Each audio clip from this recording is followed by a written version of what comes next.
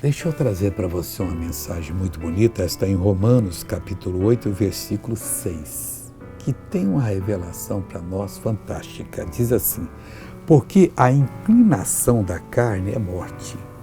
Quando você é inclinado a reparar o cônjuge de outra pessoa, ou uma pessoa solteira, isso vai dar morte. Você é casado ou casada, não faça isso.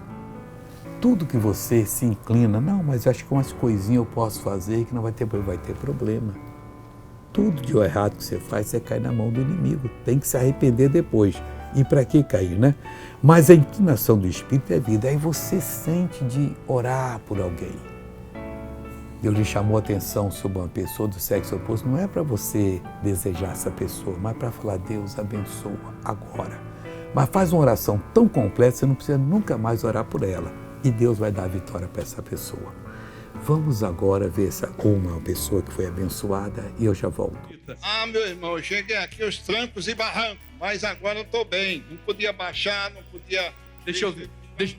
Agora, então abaixa aí agora, abaixa. Você não fazia isso, Pedro? Até onde você abaixava antes da oração? Não conseguia, não. O pouquinho que você conseguia, só assim. E por que usava a bengala? Sustentar para não cair, ué. E agora pode andar sem ela? Agora eu posso andar sem ela. Já deixei ela lá, eu vim aqui agora só para deixar ela. Não, aqui você vai levar e pôr na sua sala lá. Anda agora, Pedro, desse jeito. Anda. De Satanás. Agora eu quero orar com você.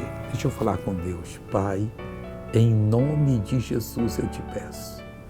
Venha tocar nessa vida que está orando agora comigo, que precisa do teu apoio, da tua ajuda.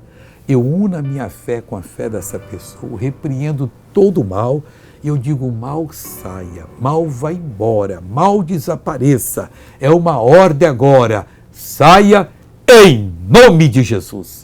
Deus te abençoe.